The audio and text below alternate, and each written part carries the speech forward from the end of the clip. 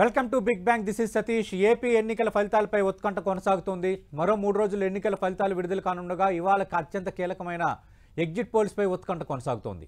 విదేశీ పర్యటన అనంతరం ఏపీ నేతలు రాష్ట్రానికి చేరుకుంటున్నారు. లండన్ పర్యటన అనంతరం ముఖ్యమంత్రి వైఎస్ జగన్మోహన్ రెడ్డి ఏపీకి చేరుకున్నారు. వైసీపీ గెలుపుపై జగన్ చాలా ధీమాగా ఉన్నారు. మరోవైపు సర్వేలన్నీ తమకి అనుకూలంగా ఉన్నాయని కూటమి నేతలు చెప్తున్నారు. ఇవాళ ఎగ్జిట్ పోల్స్లో ఏం తేలనుంది? ఎన్నికల ఫలితాలు ఎగ్జిట్ పోల్స్పై ఇవాళ బిగ్ బ్యాంగ్లో మనం మాట్లాడబోతున్నాం. చర్చలో పాల్గొంటున్నారు భారతీయ జనతా పార్టీ నుంచి ఆ పార్టీ సీనియర్ నేత, టీటీడీ మాజీ సభ్యుడు, ప్రస్తుతం అధికార ప్రతినిధిగా ఉన్న భానుప్రకాష్ రెడ్డి గారు తిరుపతి నుంచి, మరికాసేపట్లో వైఎస్ఆర్ కాంగ్రెస్ పార్టీ నుంచి ఆ పార్టీ జాతీయ అధికార ప్రతినిధి రవిచంద్ర రెడ్డి గారు డిబేట్లో జాయిన్ కాబోతున్నారు. రైట్, భానుప్రకాష్ గారు, ఈరోజు సాయంత్రం 6:30 గంటల తర్వాత ఎగ్జిట్ పోల్స్ రాబోతున్నాయి. మరో 3 రోజుల్లో ఫలితాలు. ఆల్రెడీ ముఖ్యమంత్రి కూడా లండన్ పర్యటన ముగించుకొని కొద్దిసేపటి కిందటే రాష్ట్రానికి చేరుకున్న పరిస్థితి కనిపిస్తోంది. ఖచ్చితంగా మళ్ళీ మేమే రాబోతున్నామని ముఖ్యమంత్రి లేటెస్ట్గా చేసిన ట్వీట్ కూడా చూశారు. మేమే గెలవబోతున్నాము చాలా కాన్ఫిడెంట్గా వైఎస్ఆర్ కాంగ్రెస్ పార్టీ నేతలు చెప్తున్నారు. సర్వేలు మీకు అనుకూలంగా ఉన్నాయని కూటమి నేతలు చెప్తున్నారు. అసలు ఏంటి గందరగోళం? ఏం జరగబోతోంది? అదేష్ అన్న, మీకు ప్యానల్ ఉంటే పెద్దలందరికీ నమస్కారాలు. నమస్తే అన్న. ఎవరు విశ్వాసం వాళ్ళది. వాళ్ళు గెలుస్తారని వాళ్ళు, మేము గెలుస్తామని చెప్పి మేము. ప్రజలు తీర్పు ఇప్పటికే ఇచ్చేశారు.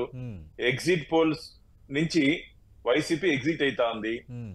వాస్తవంగా ప్రజలు ఇచ్చిన తీర్పు కూడా ఆంధ్రప్రదేశ్ నుంచి వైసీపీ ప్రభుత్వాన్ని, జగన్మోహన్ రెడ్డి ప్రభుత్వాన్ని ఎగ్జిట్ చేయాలని చెప్పి ఆంధ్రప్రదేశ్ ప్రజలు తీర్పు ఇచ్చారని చెప్పి మేము భావిస్తున్నాము.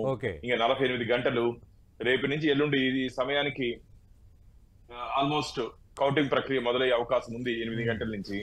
కాబట్టి 48 అవర్స్. కాబట్టి ఎందుకు ఇంత ఆందోళన అని అడుగుతున్నాయి. ఎందుకు ఇంత ఆందోళన? దయచేసి అందరూ బాగున్నారు, మన బీపీలు పెంచుకుంటా, నిద్ర మాత్రలు వేసుకుంటా కొందరు. అవసరమని చెప్పండి, ప్రజలు తీర్పు ఇచ్చేస్తారు. ఆ తీర్పుని ఎవరు ఏం మార్చలేరు. ఖచ్చితంగా అధికార మార్పిడి ఉంటుందని చెప్పి మా విశ్వాసం. జగన్మోహన్ రెడ్డి గారికి వారి విశ్వాసం వారికి ఉండొచ్చు.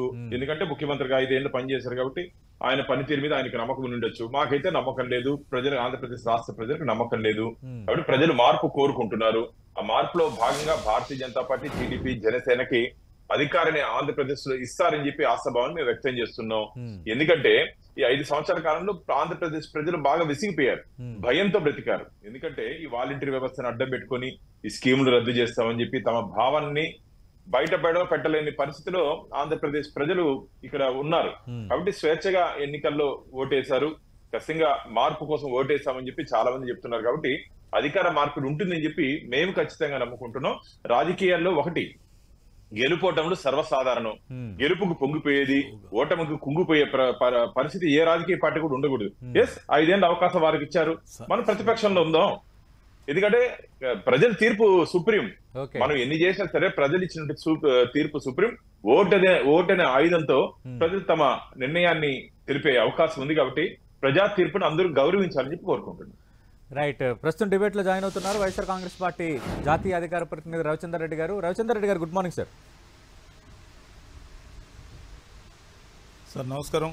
నమస్తే రవిచంద్ర రెడ్డి గారు. మనం చూస్తున్నాం భానుప్రకాష్ రెడ్డి గారు, ఎగ్జిట్ పోల్స్ నుంచి వైసీపీ ఎగ్జిట్ అవ్వడం ఖాయం అయిపోయింది. మెజార్టీ ఎగ్జిట్ పోల్స్ ఏపీలో ట్రెండ్ ఉన్న ప్రభుత్వం పోతుందనే చెబుతున్నాయి. గెలుపోవటంలో సహజం. ఇంకా మీకు ఆల్రెడీ ప్రతిపక్ష హోదా ఇచ్చేశారు, మేము ఇంకా అధికారంలో రాబోతున్నామని భానుప్రకాష్ గారు చాలా కాన్ఫిడెంట్గా చెప్తున్నారు. సార్ నమస్కారం సతీష్ గారు, మీకు, భానుప్రకాష్ రెడ్డి గారికి, అలాగే 10 టీవీ ప్రేక్షకులందరూ నమస్కారం. నమస్తే అండి. సార్, ఆశ ఉండడం సహజం, ఆశాభావంతో ఉండడం రాజకీయంలో అవసరం. కానీ అదే ఆశాభావంతో వాళ్ళు 2 సార్లు పరిపాలించి 3వసారి అధికారంలోకి రావాలని మోడీ గారిని ఉద్దేశించి కోరుకుంటున్నారు. కానీ మోడీ గారు మాత్రం దేశానికి బోరు కొట్టల, కానీ జగన్మోహన్ రెడ్డి గారు బోరు కొట్టారంట. కాబట్టి ప్రజలు ఇచ్చే తీర్పు ఖచ్చితంగా కూడా చాలా పవిత్రంగా ఉంటుందని నమ్మేవాళ్ళం. ప్రజలకి ఇదమిద్దంగా మా పార్టీ తరఫున మేము ఇచ్చిన పిలుపు, మేము చెప్పిన మేనిఫెస్టో ఇంప్లిమెంట్ చేస్తుంటే, మేము చేసిన పనులు మీకు చేరి ఉంటే, నేను మంచి చేశాననుకుంటే ఓటేయమని కోరిన హీరో లక్షణాలున్న ధీరోదత్తుడు వైఎస్ జగన్మోహన్ రెడ్డి గారు. ఇలాంటి అప్పీల్ ఏ రాజకీయ నాయకుడు ఈ దేశ చరిత్రలో ఇంతవరకు చేయలేదు సార్. ఇప్పటి వరకు చేయలేదు. స్వాతంత్రం వచ్చి ఇన్నేళ్లైన తర్వాత ప్రజాస్వామ్య పరిధిలో నేను చేసిన మేలు మీ ఇంటికి చేరుంటేనే నాకు ఓటు వేయండి అన్న ఏకైక వ్యక్తి వైఎస్ జగన్మోహన్ రెడ్డి గారు. ఇట్స్ ఏ ట్రెండ్ సెట్టింగ్, ఇది ఒక హిస్టరీ సార్. కానీ మేము బలవంతంగా ఓట్లు తీసుకోవాలని ల్యాండ్ టైటిలింగ్ యాక్ట్ లాంటి దుర్మార్గమైన యాక్ట్ని జనాల్ని కన్ఫ్యూజ్ చేయడానికి ఉపయోగించుకోలేదు. జనాలు ఎప్పుడైతే కన్విన్స్ కావట్లేదు అని భావించిన చంద్రబాబు నాయుడు మేనిఫెస్టోలో బీజేపీ చీకొట్టింది, ప్రచారంలో పవన్ కళ్యాణ్ ఫోటో లేదు, పేరుకేమో కూటమి, కానీ అది రెడీ ఫర్ ఓటమి. ఖచ్చితంగా 4వ తేదీ ఉదయం 10:30-11 గంటలకే ట్రెండ్స్ వచ్చేస్తాయి. ఖచ్చితంగా కూడా కూటమి is going to head very big loss. ఖచ్చితంగా కూడా మామూలు ఓటమి కాదు సార్, కూటమి అని చెప్పుకున్న దానికి ఆ అపప్రద బీజేపీ కూడా మోయాల్సిందే. ఎందుకంటే ఎవరితో కలవకూడదో వాళ్ళతో కలిసిన పార్టీ బీజేపీ. ఎందుకంటే కాంగ్రెస్ తో కలవదు, సాంప్రదాయ వైరం, కమ్యూనిస్టులతో ఇంకా కలిసే సాహసం ఈ దేశంలో చేయలా. వైఎస్ఆర్ కాంగ్రెస్ పార్టీ ఒక్క పార్టీగా ఒక్క జెండాతో, మా అజెండాతో మాత్రమే పోతామని మేము తీర్మానించుకున్నాం. ఇప్పటి వరకు 3 ఎలక్షన్స్ మేము ఏదైతే ఫేస్ చేసామో ఎవరితో పొత్తు పెట్టుకోలేదు సార్. కాబట్టి మా పాలసీకి స్టిక్ అయినందువల్ల మాకు బీజేపీ కలిసే అవకాశమే లేదు. అందుకని ఇన్ కంపల్షన్ మోడ్ కనీసం ఒక 2 సీట్లు ఎంపీలు, ఒక 4 సీట్లు ఎమ్మెల్యేలు గెలవాలనే తాపత్రయంతో దేశమంతా ఏలుతున్న పార్టీ, 10 సంవత్సరాలుగా ఏలుతున్న పార్టీ ఈ మధ్య స్ట్రైట్ గా, అంతకుముందు కూడా వెళ్ళింది, కానీ పోయి అవినీతిపరుడని మోడీ గారే అన్న చంద్రబాబు నాయుడుతో కలవడం, పాసిపోయిన లడ్డూల గురించి ప్రవచనాలు చెప్పిన పవన్ కళ్యాణ్ తో చంద్రబాబు నాయుడు కలవడం, ఇది ఒక అనైతిక కూటమి సార్. ఈ అనైతిక కూటమి కేవలం ఓట్లు ఒకరు వేయించుకునే దానికి ఏర్పడ్డ కూటమే కానీ రవిచంద్ర రెడ్డి గారు మీరు అనుకున్నట్టుగా ప్రజలు అనుకున్నారా ఇది అనైతిక కూటమి అనేదే కదా ఇప్పుడు రేపొద్దున్న డిసైడింగ్ ఫ్యాక్టర్ అంశాలు, అది కూడా కీలకం కదా. వాళ్ళు అనుకున్నారా లేదనేది కదా ఇంపార్టెంట్ సార్. బ్రహ్మాండంగా అనుకున్నారు. వాళ్ళు అనుకోకూడదని, వాళ్ళకి ఆ ఆలోచన రాకూడదని జనాల్ని కన్ఫ్యూజ్ చేయడం కోసం పెద్ద ఎత్తున ఆ ఎల్లో మీడియా సోకాల్డ్ 2 పత్రికలు, 4 ఛానల్స్ రోజు ఉదయం నుంచి సాయంత్రం దాకా పాపం గ్యాస్ కొట్టి కన్ఫ్యూజ్ చేసి నానా తిట్లు తిట్టి సార్ వాళ్ళు ఓట్లు ఏమని అడిగారు సార్, మమ్మల్ని తిట్టి ఓట్లు అడిగారు సార్. కానీ వాళ్ళు ఏం చేస్తారో చెప్పలేదు. వాళ్ళు చెప్పిన సూపర్ 6 గురించి ప్రచారం లేదు, ఆ సూపర్ 6 కి బీజేపీ మద్దతు లేదు, ఆ సూపర్ 6 గురించి ఎక్కడ పవన్ కళ్యాణ్ మాట్లాడలేదు. ఇది ఎక్కడ కూటమి సార్? ఎగ్జామ్స్ వచ్చినప్పుడు గైడ్ జింపుకొని పోయి ప్యాంట్ లో షూల్లో దాచిపెట్టుకుని బీజేపీ సహకారంతో ఈసీని మేనేజ్ చేసి నేను కాపీ కొట్టినా గానీ పట్టుకోవద్దని చెప్పి క్వశ్చన్స్ కి ఆన్సర్ రాసేశారు చంద్రబాబు నాయుడు. కానీ కర్మ ఏంటంటే 5 సంవత్సరాలు చదువుకున్న మేము, ప్రజలతో ఉన్న మేము సరైన ఆన్సర్స్ రాసాం. వాళ్ళు ఏంటంటే ఒక్క క్వశ్చన్ ఏ క్వశ్చన్ ఎక్కడో తెలియదు కాబట్టి, గైడ్ ఉంది కాబట్టి ఏదో ఒక ఆన్సర్ రాశారు. ఏ క్వశ్చన్ కి ఏ ఆన్సర్ రాయాలో తెలియలా. కాబట్టి అందుకే నాలెడ్జ్ అనేది ఇంపార్టెంట్. ముఖ్యంగా ప్రజలతో కనెక్టింగ్ నాలెడ్జ్ అనేది ఇంపార్టెంట్. ఇక్కడ నాలెడ్జ్ అంటే మ్యానిపులేషన్ నాలెడ్జ్ కాదు, మోసపూరితమైన నాలెడ్జ్ కాదు, వ్యవస్థలను మేనేజ్ చేసే నాలెడ్జ్ కాదు సార్ కావాల్సింది. ప్రజలతో మమేకమైన నాలెడ్జ్ కావాలి. దానికి మనసు ఉండాలి. మనసున్న ప్రభుత్వం వైఎస్ఆర్సీపీ ప్రభుత్వం, వైఎస్ జగన్మోహన్ రెడ్డి గారి ప్రభుత్వం. అందుకే హీరో లాంటి అప్పీల్. ఆయన కన్ఫ్యూజ్ చేసి భయపెట్టి ఇదిగో బూచోడు వస్తున్నాడు మిమ్మల్ని పట్టుకుపోతాడు అన్నట్టుగా ల్యాండ్ టైటిల్ యాక్ట్ ని బూచిగా చూపించారు. కానీ భారతప్రకాష్ రెడ్డి గారికి తెలుసు ల్యాండ్ టైటిలింగ్ యాక్ట్ ఈ దేశానికి అవసరం అని చెప్పి తీర్మానించేదే బీజేపీ.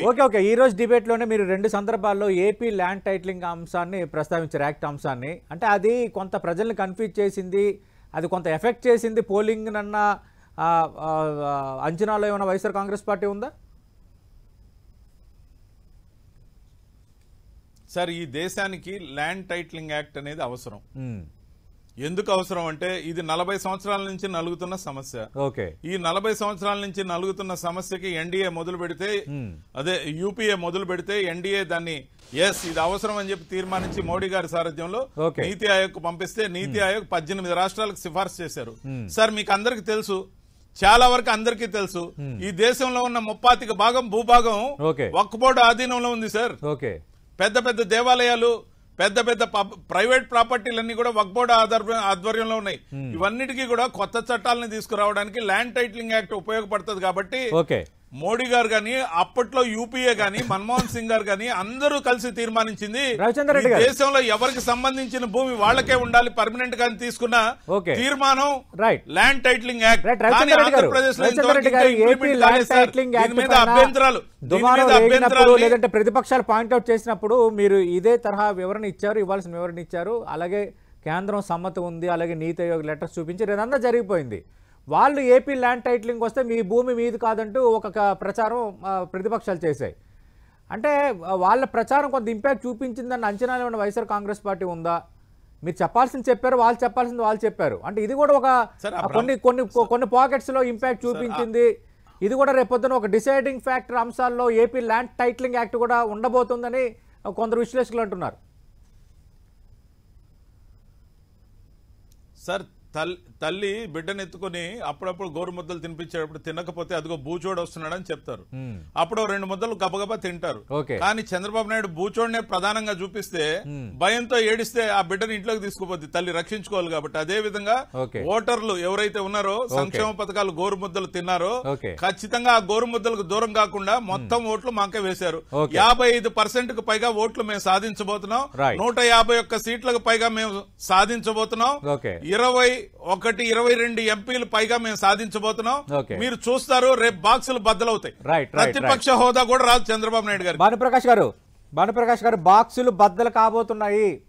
55% పైగా ఓటింగ్ శాతమే రాబోతుంది. 150 సీట్లు రాబోతున్నాయి. 22 వరకు ఎంపీలు రాబోతున్నాయి. ఈ 2 రోజులు రవిచంద్ర రెడ్డి అన్న ఆనందంగా ఉన్నాయండి.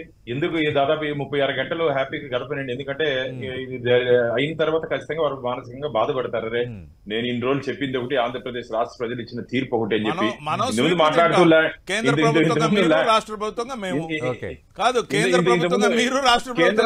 రాష్ట్రంలో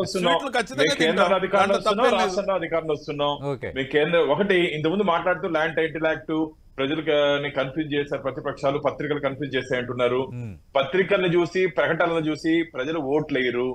పత్రికలు చూసి ప్రకటన చూసి ప్రజలు ఓట్లేయరు. తమ మనస్సాక్షిగా పరిపాలన చూసి ఓటేస్తారు. 5 ఏళ్లు ఏ విధంగా మన రాష్ట్రం బాగుపడింది, ఏ విధంగా ముఖ్యమంత్రి రాష్ట్ర ప్రజలను ఆదుకున్నారు, ఏ విధంగా ఈ రాష్ట్ర ప్రభుత్వం ప్రజల్ని ఇష్టాలని కష్టాన్ని తెలుసుకుని ముందుకు పోయిందో ఆ విధంగా చూసి ఓటేస్తారు. కాబట్టి 5 సంవత్సరాలు ఆంధ్రప్రదేశ్ ప్రజలు ఇబ్బంది పడ్డారు. కాబట్టి ఆంధ్రప్రదేశ్ ప్రజలు అధికార పార్టీకి వ్యతిరేకంగా తీర్పు ఇవ్వబోతున్నారని చెప్పి మాకు గట్టి నమ్మకం, విశ్వాసం. ఎందుకంటే ఆ రోజు బూతుల దగ్గర కానీ ఎక్కడ కానీ గమనించినప్పుడు విపరీతంగా పోలింగ్ శాతం పెరిగిందంటే ఖచ్చితంగా జగన్మోహన్ రెడ్డి గారు ప్రకటనలు సిద్ధం అన్నారు కదా, ప్రజలు కూడా ఇంటికి పంపించేదానికి సిద్ధంగా ఉన్నారని చెప్పి మేము అనుకున్నాం. అంటే భానుప్రకాష్ రెడ్డి గారు దీనికే మీకు అనుబంధ ప్రశ్న. అంటే పెరిగిన ఓటింగ్ శాతం ఇది ప్రభుత్వ వ్యతిరేక ఓటే, మాకే అనుకూలం అని అటు కూటమి నేతల్లో ఉన్న టీడీపీ కానీ జనసేన కానీ మీలాంటి భారతీయ జనతా పార్టీ నేతలు కూడా చెప్తున్నారు. అయితే ఇక్కడ 2014తో పోల్చుకుంటే 2019లో Bharatiya Janata party voting percentage పెరిగింది నేషనల్ లెవెల్లో చూసుకునేటప్పుడు. కానీ అప్పుడుతో పోల్చుకుంటే 303 సీట్లతో ఇండివిజువల్గానే ఎవరు సహాయం లేకుండా ప్రభుత్వాన్ని ఏర్పాటు చేయగలగా సత్తా రేంజ్లో సీట్లు సంపాదించుకుంది Bharatiya Janata party. Example 1. Example 2, 2004లో ఉన్న కాంగ్రెస్ ప్రభుత్వం 2009లో రెండోసారి వచ్చింది. బట్ 2009 ఎన్నికల్లో భారీగా ఓటింగ్ శాతం నమోదైంది ఆంధ్రప్రదేశ్లో. అప్పుడు కూడా ఇది ప్రభుత్వ వ్యతిరేక ఓటు, ఇక మహాకూటమికే ముగ్గు అని చాలామంది మాట్లాడారు.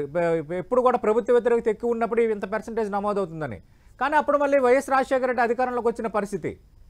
అంటే పెరిగిన ఓటింగ్ శాతమే క్రైటీరియా అవుతుంది, పెరిగిన ఓటింగ్ శాతం ప్రభుత్వ వ్యతిరేకతకి నిదర్శనం అని మనం ఎట్లా డిఫైన్ చేస్తాం? ఖచ్చితంగా. ఎందుకంటే అప్పుడు నుండి పరిపాలన విధానం వేరు, ఈ 5 సంవత్సరాలు జరిగినట్టు ఆంధ్రప్రదేశ్ జరిగినట్టు అన్యాయాలు వేరు. అప్పుడు జరిగి ఉండొచ్చు, కానీ 5 సంవత్సరాల్లో కాలంలో ఆంధ్రప్రదేశ్ ప్రజలకి తీవ్ర అన్యాయం జరిగింది చెప్పి వాళ్ళు భావిస్తున్నారు. రవిచంద్ర రెడ్డి గారు ఏమో చెప్తున్నారు, మేము స్కీమ్లు ఇచ్చాము, గోరు ముద్దులు పెట్టాము, అందరూ ఖచ్చితంగా మాకు వేస్తారని చెప్పి వారికి నమ్మకం ఉందన్నారు. సంక్షేమ పథకాలకు అట్రాక్ట్ అయ్యి కొందరు వేసే అవకాశం ఉంది. నేనేం చెప్పట్లే. ఖచ్చితంగా సంక్షేమ పథకాలు తీసుకున్న వాళ్ళు దాని ఏమంటారు ఆ రుణం తెచ్చుకోవాలని చెప్పి కొందరు వేసే అవకాశం ఉంది ఖచ్చితంగా. కాబట్టి అది ఎక్కువ శాతం ఉండదు అంటున్నా. అంటే సంక్షేమ పథకాలు దాదాపు 3,50,00,000 వరకు ఉన్నారు అన్నది వాళ్ళు చెప్తున్న లెక్క. ఒకవేళ మీరు అనుకున్నది నిజమైతే సంక్షేమ పథకాలు తీసుకున్న లబ్ధిదారులే ఓటేస్తే ఖచ్చితంగా మళ్ళీ వైఎస్ఆర్ కాంగ్రెస్ పార్టీకి లైన్ క్లియర్ అయినట్టే. అందుకని చెప్తున్నా, అందరూ వేసే అవకాశం లేదు, కొందరు వేసే అవకాశం ఉంది. దాన్ని రూల్డ్ అవుట్ చేసేదానికి లేదు. రూల్డ్ అవుట్ చేసేదానికి లేదు కాబట్టి కొందరు వేసే అవకాశం ఉంది కాబట్టి దాంతో వారికి ఆ విశ్వాసం వచ్చి ఉండొచ్చు. ఓటింగ్ శాతం పెరిగింది కదా, ఆ ఓట్లన్నీ మావే అని. కానీ 5 సంవత్సరాల ప్రజలకు పడినటువంటి కష్టాల నుంచి విముక్తి కావాలని చెప్పి ఉదయం 7:30కే క్యూ లైన్ నిండిపోయాయంటే మేమనుకుంటున్నది ఏమంటే జగన్మోహన్ రెడ్డి గారి పరిపాలన నుంచి ఆంధ్రప్రదేశ్ రక్షించబడాలని, పాలన మారాలి, డబుల్ ఇంజన్ సర్కార్ వస్తే ఖచ్చితంగా మా కష్టాలు తీరిపోతాయి, రాష్ట్రం అభివృద్ధి పథంలో ముందుకు పోతుందని చెప్పి తీర్పిచ్చారని చెప్పి మేము భావిస్తున్నాం. ఎవరు విశ్వాసం వారిది, వాళ్ళు అనుకుంటున్నారు వేశారని. కానీ కొందరు వేసుకుంటారు, మేము కూడా చెప్తున్నాం. సంక్షేమ పథకాల లబ్ధిదారులు ఖచ్చితంగా అందరూ వేసే అవకాశం లేదు, కొందరు వేసుంటారు. కాబట్టి ఆ పర్సంటేజ్ వాళ్ళదని వాళ్ళు అనుకుంటున్నారు, పెరిగిన పర్సంటేజ్ మాకు అనుకూలంగా మేము అనుకుంటున్నాం. కానీ ప్రజా తీర్పుని ఎవరు మార్చే అవకాశం మాత్రం లేదు. ప్రజా తీర్పుని ఎవరు మార్చే అవకాశం లేదు కాబట్టి ఇంకా దాదాపు ఇంకా 3 రోజులు, అంటే ఈ రోజు ఫస్ట్, సెకండ్, థర్డ్, ఇంకా 72 hours ఉంది. అది 72 గంటల్లో ఖచ్చితంగా ఆంధ్రప్రదేశ్ భవిష్యత్తు మారుతుంది, ఆంధ్రప్రదేశ్ భవిష్యత్తు మారుతుంది, ఆంధ్రప్రదేశ్ అభివృద్ధి పదంలో ముందుకు పోతుంది. 5 సంవత్సరాలు ప్రజలు పడినటువంటి ఇబ్బందుల నుంచి బయట పడతారని చెప్పి మాకైతే నమ్మకం ఉంది. ఖచ్చితంగా ఆ నమ్మకాన్ని ప్రజలు నిజం చేస్తారని చెప్పి, మా నమ్మకాన్ని ప్రజలు ఒమ్ము చేయరని చెప్పి మేము భావిస్తున్నాం. రైట్. రవిచంద్రరెడ్డి గారు సార్, ఇప్పుడు డబుల్ ఇంజిన్ సర్కార్ అంటున్నారు భానుప్రకాష్ రెడ్డి గారు. ఎన్డీఏ అంటే డబుల్ ఇంజిన్ అంటే స్టేట్ లో కూడా వాళ్ళు ఎన్డీఏగా ఉన్నారు కాబట్టి ఇంజిన్ అనొచ్చు. ఇంజిన్ వాళ్ళదే సార్, దాని డ్రైవర్లుగా ఇద్దరిని పెట్టుకున్నారు. ఒకరిని senior driver Chandrababu Naidu, junior driver వచ్చేసి పవన్ కళ్యాణ్. కానీ పవన్ కళ్యాణ్ కి పెద్ద ఆసక్తి ఉండదు, నువ్వే చేసుకో డ్రైవింగ్, నేనేం చేస్తా అని. ఈయనకేమో ఛాదస్తం, సునామీని కంట్రోల్ చేయటం, కోవిడ్ రాకుండా ఆపటం, ముఖ్యంగా ఇలాంటి ఛాదస్తంతో అత్యుత్సాహంతో ఈ 75 ఏళ్ల వయసులో ఇంకోసారి అధికారం కావాలండి సార్. ఎందుకు కావాలి సార్? 14 సంవత్సరాలు పరిపాలించాడు, రిటైర్మెంట్ ఏజ్ లో. ఈయనకి అర్జెంట్ గా ఇంకోసారి అధికారం ఇస్తే కొడుక్కి పదవిని అప్పచెప్పడం కోసం, పార్టీని అప్పచెప్పుకోవడం కోసం తప్ప, లేదంటే చివరి అవకాశంగా ఇస్తే ఆంధ్రప్రదేశ్ లో ఏమైనా అడుగు పొడుగు ఉంటే ఊడ్చుకొని హైదరాబాద్ లో పెట్టుబడి పెట్టుకుందాం, సింగపూర్ లో పెట్టుబడి పెట్టుకుందాం అని కాకుండా ఈయనకి ఎందుకు సార్ పదవి? ముఖ్యంగా ఈయనకి అడిగే అర్హత ఎక్కడుంది? 14 సంవత్సరాలు పరిపాలించిన ఈయన తన గత పరిపాలనలో పలాని అంశాలు తిరిగి తీసుకొస్తా అని చెప్పాడా? ఏవైతే అపరిష్కృతంగా ఉన్న సమస్యల్ని నేను పరిష్కరిస్తున్నానని చెప్పగలిగాడా? మేము అధికారంలోకి వస్తే ఇది చేస్తామని చెప్పగలిగాడా? ఎంతసేపు ప్రజలకి సంక్షేమం, అభివృద్ధి అందిస్తున్న జగన్మోహన్ రెడ్డి గారిని సైకో అన్నాడు సార్. ఇతను పరిపాలించిన తీరు సైతాన్ అనే విషయం ఖచ్చితంగా ప్రజలందరి మనసులో అలా ఉంది. మాకొద్దునైనా మళ్లీ సైతాన్ పాలనని తీర్పిచ్చారు. ఖచ్చితంగా కూడా ఇంకొక మాట చెప్పారు భానుప్రకాష్ రెడ్డి గారు, ఎట్టి పరిస్థితుల్లో ప్రజల్లో పెద్ద మార్పు ఉండదు, ఎందుకంటే పేపర్లో పెద్ద పెద్ద ప్రకటనలు ఇస్తే ఓట్లు పడవని. ఎస్, ఆ 2 పేపర్లో మీ భూమి మీది కాదు అని చెప్పి పెద్ద పెద్ద ప్రకటనలు ఇచ్చారు. ఖచ్చితంగా ఎవరి భూమి వాళ్ళదే, వాళ్ళకి ఖచ్చితమైన హక్కు ఇవ్వడమే ల్యాండ్ టైటిలింగ్ యాక్ట్. అది తీసుకొచ్చింది బీజేపీ, ఇంప్లిమెంట్ చేయాల్సింది వైఎస్ఆర్సీపీ, ఇంకా ఇంప్లిమెంట్ చేయాల.